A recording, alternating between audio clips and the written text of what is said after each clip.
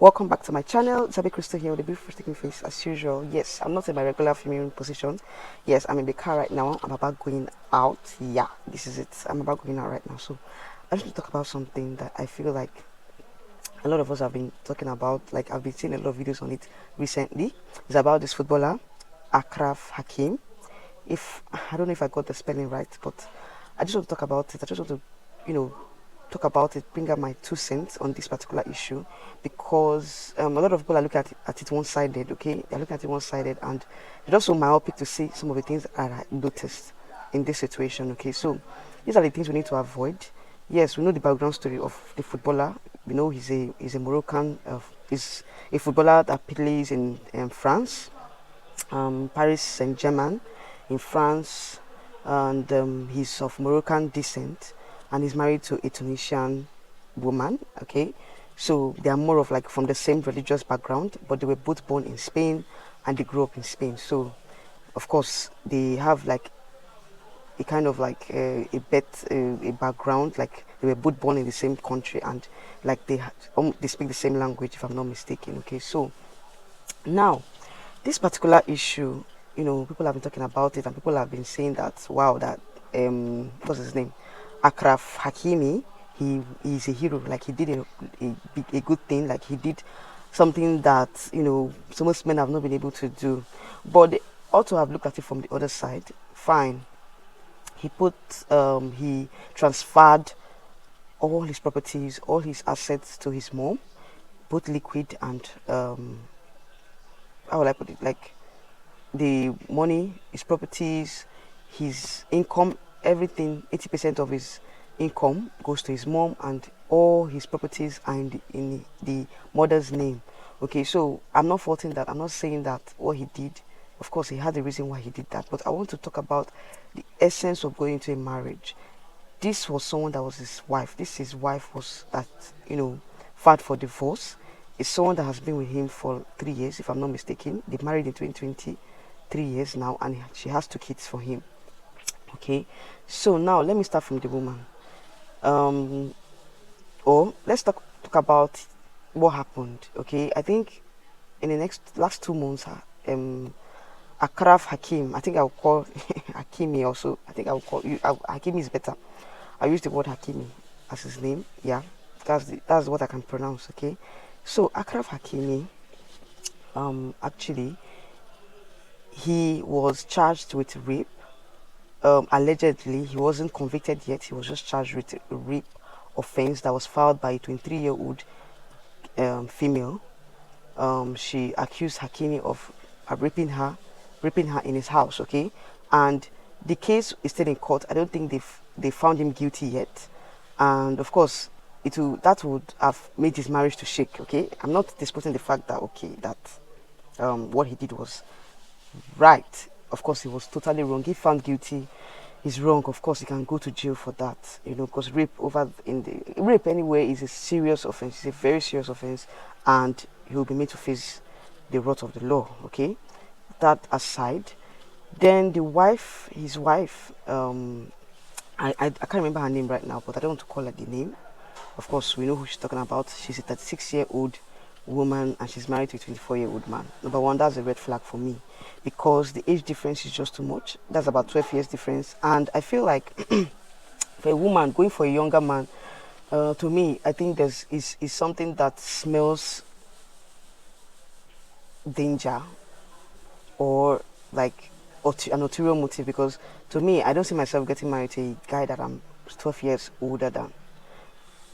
Apart from the money, of course, the guy is like, he's a far younger brother to her. Like, I don't know. It's just so weird for me. It's just so weird for me. And I felt like, Akimi entered into that marriage at the age of 19, if I'm not mistaken, because now he's 24.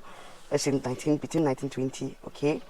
And at that time, he was still a teenager. He doesn't even know what he's even going into. Like, he doesn't even understand the essence of that, the importance of marriage, like how it goes. And I think that his mom must have advised him otherwise, but he chose not to listen and follow his heart.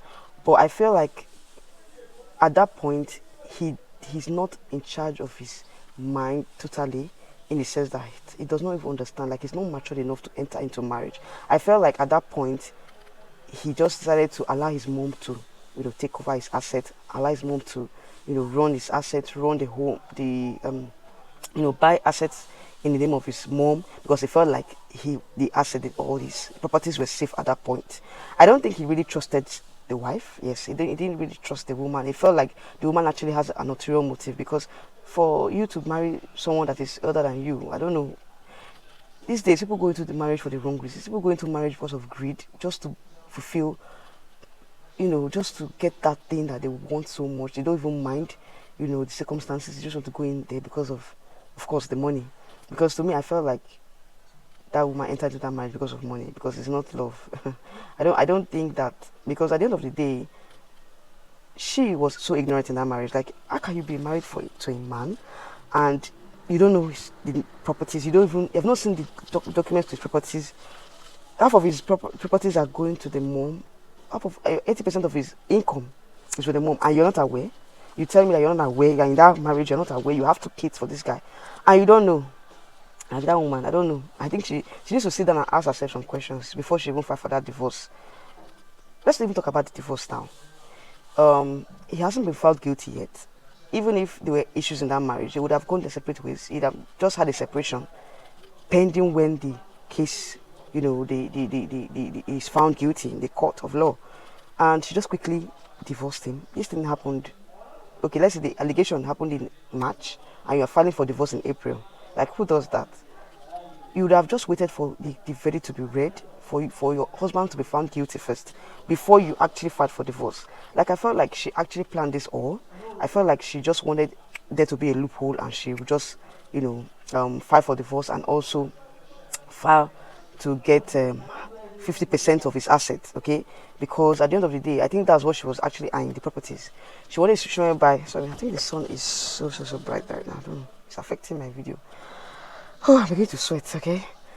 Let me just finish up the video. I think that at the end of the day, she just wanted to get his properties because she felt like she could control him. She felt that of course, she owns him, like she owns half of his assets, and she knows that at the end of the day, if she files for divorce, she's going to get it. But I think she did not know that those assets were in Hakimi's mother's name. If she had known, I don't think she would have filed for that divorce. That's just the truth. She would have just made sure that she got something out of that marriage. I don't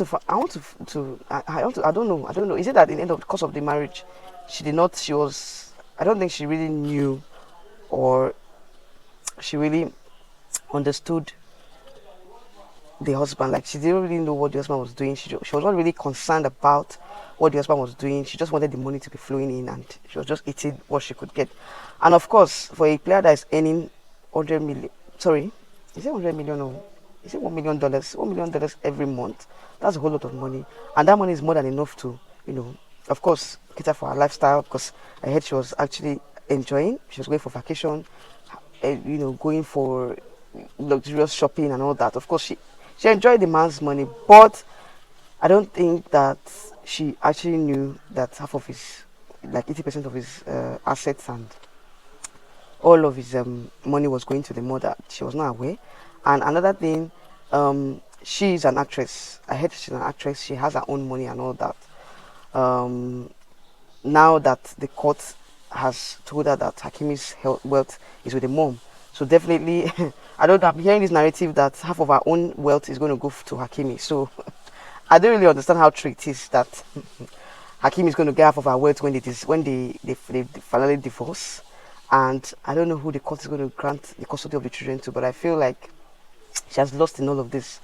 Like, this is a very big lesson out to people out there. A lot of men are really jubilating at what Hakimi did, but at the end of the day, I don't think he really trusted her in that marriage. Like, there was no trust. Yeah, I don't think there was trust in that marriage, because if there was trust, he would have been able to trust her with his assets and his properties.